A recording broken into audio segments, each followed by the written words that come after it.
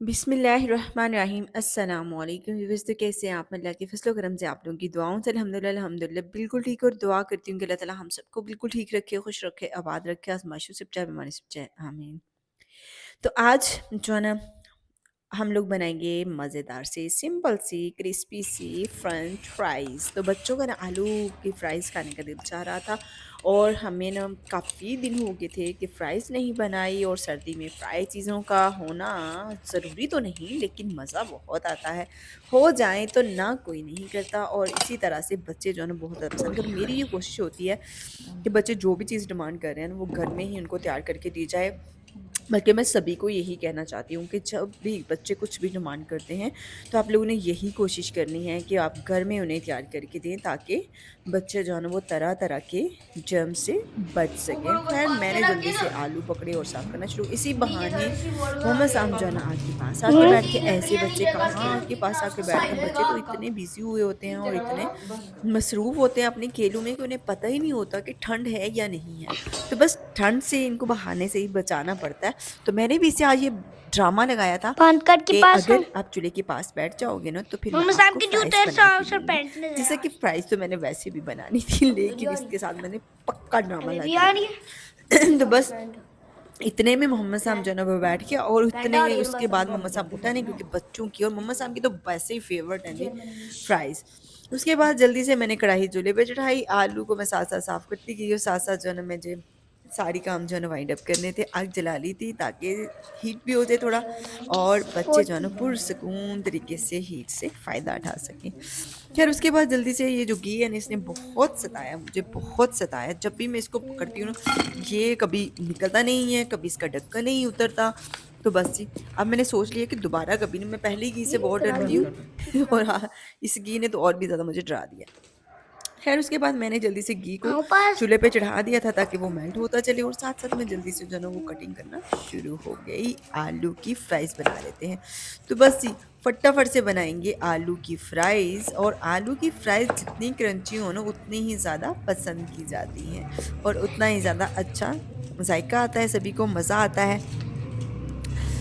Fries बनाने बैठे ना, तो हम अपने बुज़ुर्गों को मिस करने लग गए, क्योंकि उनको बहुत ज़्यादा फ्राइज़ पसंद हैं। और पता नहीं अब कोई उनको बना के देता है या नहीं देता, ये तो पूछने पे ही पता चलेगा। ख़ैर, मैंने जल्दी से आलू काटे, और इस तरीके से जो ना बड़ी-बड़ी फ्राइज़ बनाई, और साथ में मैंने सब्ज़ी वग़ैरह भी बनानी थी, वो भी मैंने बना के ल रख ली थी। और बच्चों को एक और सरप्राइज़ मिल गया। बच्चे सोच रहे थे कि अब फ्राइज़ बनती जाएँगी, बनती जाएँगी, और जैसे ही मैं कटिंग करते-करते छुरी का रुख बदला, तो बच्चे हैं ना, ये क्या? अब ऐसी भी फ्राइज़ होती हैं क्या? तो अगर बस मैंने साहब कहा कि नहीं, ये फ्राइज़ नहीं होती, ये ड्रामा होता है आप लोगों के साथ, जो आप लोगों को पता ही नहीं है। ख़ैर, फिर मैंने जल्दी से जो है ना मज़े-मज़े की फ्राइज़ काटी, और घी यहाँ अभी तक गरम नहीं हुआ था। और फिर मैंने कहा कि अब घी के गरम होने तक अच्छा है, तब तक जल्दी से सारी की फ्राइज़ कटिंग हो जाएगी, और हम लोग मज़े से एन्जॉय करेंगे। अब बच्चों को कैसा था, बच्चों को मैंने यही बताया था कि मतलब कि अगर आप लोगों ने फ्राइज़ खानी है, तो आप लोगों को इधर बैठना होगा। और मम्मा साहब को लग रहा था कि बस मेरे बैठने की वज़ह से जो है ना वो मुझे फ्राइज़ बना के दी जा रही हैं। जैसे मैंने इस तरीके से आलू की कटिंग शुरू की, तो साम और फ़ातिमा जो है ना सरप्राइज़ हो गए, और कहने लगे, "ये क्या मम्मा, ऐसी भी फ्राइज़ होती हैं क्या?" मैंने कहा, "हाँ जी, ऐसी फ्राइज़ नहीं होती, ये कुछ स्पेशल बनने वाला है।" तो मैंने सोचा ये था कि फ्राइज़ के साथ सारे खाना तो बनाना ही पड़ता है। तो खाने के लिए मैंने ज़रा ना मोटा-मोटे से थोड़े दरमियाने से साइज़ के आलू काटे, साथ में मैंने मटर निकाले, और साथ में मैंने अदरक काटा, और साथ ही साथ में मैंने एक अदद प्याज़ भी ले ली थी। बस जी, अब दोनों काम एक साथ में हो जाए ना, अगर आप बच्चों के चस्के लगवाने बैठे और साथ में खाना भी बन जाए, तो आपका जो दिन होता है ना बहुत अच्छे से गुज़र जाता है, मतलब कि जल्दी हो जाता है ना सब कुछ। तो बस जी, मैंने जल्दी से एक जार पकड़ा, क्रशिंग जार, उसमें मैंने प्याज़ और अदरक, साथ ही साथ में इसमें लहसुन वग़ैरह जो था वो मैंने छील के पहले से रख लिया हुआ था, वो डाला। और यहाँ जो है ना अभी हम जल्दी से इसमें ऐड कर लेते हैं प्यारी-प्यारी सी सब्ज़ मिर्च, 1, 2, 3, 4 जितनी आपको पसंद है, मज़े की लगे तो और भी ऐड कर सकते हैं। ख़ैर, उसके बाद हमने चेक किया कि ऑयल अच्छे से, घी अच्छे से गर्म हो चुका था, और फिर मैंने जल्दी से इसमें एक फ्राइज़ को उतारा। जैसे ही उसने अपनी गाड़ी को तराना शुरू कर दिया, तो मैंने बाकी फ्राइज़ भी इसमें डाली। बिल्कुल सिंपल फ्राइज़ थी, जो कि केचप के साथ खाने में बहुत मज़ा आता है।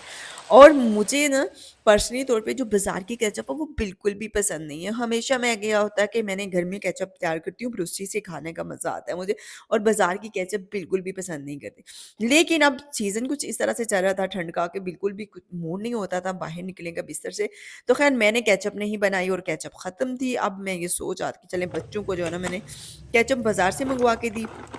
लेकिन मेरा ये था कि बच्चे ये केचप कम खाएँ और बहुत कम जो है केचप के साथ इनको मैंने फ्राइज़ दी। लेकिन ख़ैर मैं ये सोच रही थी कि नहीं बहुत हो गया, अब नेग्लिजेंसी का बहुत ज़्यादा मुज़ाहरा हो गया, अब जल्दी से जो है ना मुझे करना होगा, केचप तैयार कर लेनी होगी। तो बस इंशाल्लाह चंद आने वाले दिनों में हम लोग केचप भी तैयार कर लेंगे। अगर आप लोगों को केचप की रेसिपी चाहिए तो फीडबैक में बता दीजिएगा, वो भी आप लोगों के साथ शेयर कर देंगे इंशाल्लाह। जी हाँ, तो यहाँ क्रिस्पी क्रंची फ्राइज़ हम लोगों ने किस तरीके से तैयार की देखें, बिल्कुल सिंपल, कुछ भी नहीं, जस्ट नमक मैंने इसमें घी में थोड़ा-सा शामिल किया था जिससे जो है ना थोड़ा ज़ायका ज़्यादा अच्छा हो जाता है फ्राइज़ का। और अगर आप बिना केचप के भी खाना चाहें तो इसे खा सकते हैं। बस जी इस तरीके से हमने मज़े-मज़े की फ्राइज़ बनाई और बच्चों को करवाई हमने पार्टी, फ्राइज़ पार्टी। चलें जी, बच्चों का तो ये मन लग चुका था। अब मुझे ये था कि केचप मैंने बिल्कुल थोड़ी-थोड़ी सी इसके ऊपर हल्की-हल्की सी डाल के इसको दे दी थी और मैंने इनके साथ ये बहाना लगाया कि केचप ख़त्म हो गई है। बस जी, तो बच्चे खाने लगे फ्राइज़। फ़र्स्ट ऑफ़ ऑल तो मम्मा साहब को टेस्ट करवा लेती हूँ, काफ़ी देर से इंतज़ार कर रहा था कि कब बनेगी फ्राइज़ और कब मैं खाऊँगा। ख़ैर, इसको तो मज़ा आना ही था क्योंकि इसकी फ़ेवरेट है। तो ख़ैर फिर मैंने मज़ीद फ्राइज़ बनाती गई और साथ-साथ में हम लोगों ने हंडिया की पूरी तैयारी कर ली थी। तो मज़े की बात हो गई ना कि बच्चों का चस्का और घर का सारा कुछ एक साथ में हो गया।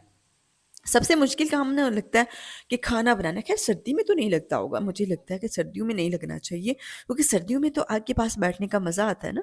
तो गर्मी में तो सभी जान छुड़ाते हैं आग से, खाने से। लेकिन खाना खाना पड़ता है, जीने के लिए खाना खाना पड़ता है, खाने के लिए जिए ना जिए, जीने के लिए खाना पड़ता है। ख़ैर चलते हैं जी, अभी फाइनली हम लोग ईज़ी सी मज़ेदार सी रेसिपी देंगे आपको आलू मटर की। तो आलू मटर ग्रेवी की इजी और सिंपल सी रेसिपी कैसे बनानी है, चलें जी। फ्राइज़ का काम हो चुका था तमाम, बच्चों ने खूब एंजॉय किया, हम लोगों ने खूब फ्राइज़ खाई। अब खाना खाएं ना खाएं कोई फ़र्क नहीं पड़ता क्योंकि फ्राइज़ हम लोगों ने काफ़ी ज़्यादा खा ली थी और अभी हम लोग जल्दी से खाना बना देते हैं। हमें तो नहीं फ्राई खाना खाना, लेकिन बाकी सबको तो खाना है ना, तो बस बाकी सबका सोच के जल्दी से हंडिया को चूल्हे पे चढ़ा देती हूँ। बिस्मिल्लाहिर्रहमानिर्रहीम। तो यहाँ मट्टी की एक मैंने हंडिया ली, बस झटपट से मैंने ये खाना बना दिया था। तो ये खाना कितना सिंपल और कितना डिलीशियस है वो तो आप बनाइएगा और फिर बताइएगा मुझे कि कैसा लगा आपको। खैर जिसके लिए मैंने कुछ सब्जियां ली थी उसको मैंने क्रश कर लिया था और अब जल्दी से इन तमाम सब्जियों को फटाफट से इस मट्टी की हंडिया में निकालेंगे। जितना मज़े का खाना होता है ना मट्टी की हंडिया में बनाना, उतना ही सिंपल और डिलीशियस होने के साथ-साथ सिंपल भी है, आसान भी है।